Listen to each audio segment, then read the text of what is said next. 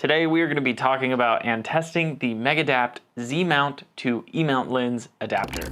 Hello y'all, today I am at the bike park that I work at, and normally I love using my Nikon CF with the retro 40mm, but here I wanted to try out my Nikon ZF, and 40mm doesn't work as good here because I'm shooting a lot of wildlife, I'm shooting a lot of nature shots, and I'm shooting a lot of mountain biking. So what I need is a long lens. I don't have any long lenses for Nikon, they're very expensive, but I was able to borrow a long Sony lens from Cam. Thank you, Cam. But now I know what you're thinking, it's a Nikon camera, a Sony lens, what are you gonna do? Well, I've got them put together right now. So if you'll notice, we have a very small, there's a butterfly. We have a very small ring around the Nikon camera, and I'll link what it is in the description, but that is an adapter with electronic connections that, according to people on the internet, it lets you operate Sony lenses like they're native lenses on a Nikon camera. So today I'm gonna test it out, I'm gonna show you some of the images, and I'm gonna let you know what I think about it. I also have to mention, I think it looks really good with a long lens, so yeah.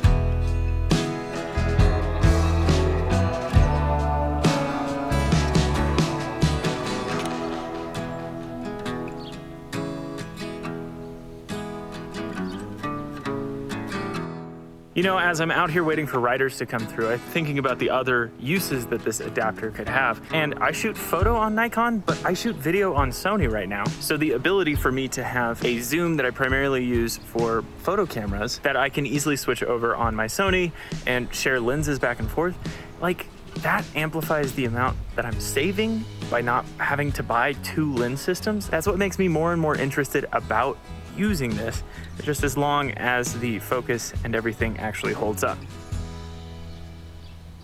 Sorry, I have to take a second. There's a fire helicopter. Just gonna wait for that. So I'm pretty familiar with this area. I've got my angles and stuff down, and that last spot that I just showed you, that is a common spot that I do. It normally only takes me one rider to get a few different shots. I will say that the speed of the autofocus with this adapter and this lens, and again, I have yet to try a native telephoto on this camera. It's something I should probably do, but compared to the 24-70 and the 40mm retro, this is only about 80 to 90% that speed. It feels like a fast DSLR focus, but maybe not a fast mirrorless focus. You know how mirrorless has that snap to it, where you just kind of can point and shoot. You know you're gonna be in focus 98% of the time. This time, I missed a few of the shots and I had to wait for another rider. It took about 20 minutes to wait for another rider. That's some of the stuff where when you get on the fringes like extreme sports, like this, that difference isn't worth it. But if you're shooting weddings, if you're shooting 90% of the things that you would be shooting, this adapter is like pretty much there. I'd say it's like 90% there, 80% there. And again, it depends on what you're shooting. If you're shooting portraits, this is perfect. If you're shooting landscape, this is perfect. It's just slightly slower on that perfect focus. I will say it's really nice.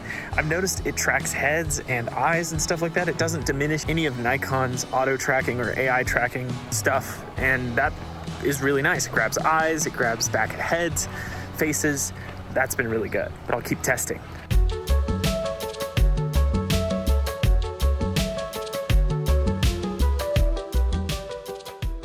Okay, so I will say, going back through a lot of those photos, I noticed quite a bit more out of focus shots than I had seen on the day.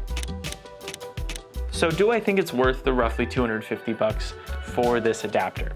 Well, let me go over some of the positives and some of the negatives. Because of the nature of E-Mount and Z-Mount and how they go together, this is one of the thinnest adapters, not to mention one of the thinnest adapters that has electronic connection. So I really appreciate that. I think one of the best things is how nice this looks as a package. And like I said earlier in the video, if you're a Sony video shooter and a Nikon photo shooter, I think this could be really worth it because again, you're not having to invest in two separate lines of lenses. you're able to kind of consolidate into Sony, and they have more options when it comes to mirrorless cameras. But I think my assessment of a 80 to 90% of the speed that you would get from a native lens is a little bit off. I think it might be a little bit worse. It might be like 75%. And also, I think the accuracy is lacking a little bit too. Now, please let me know if you guys understand the science behind why that might be.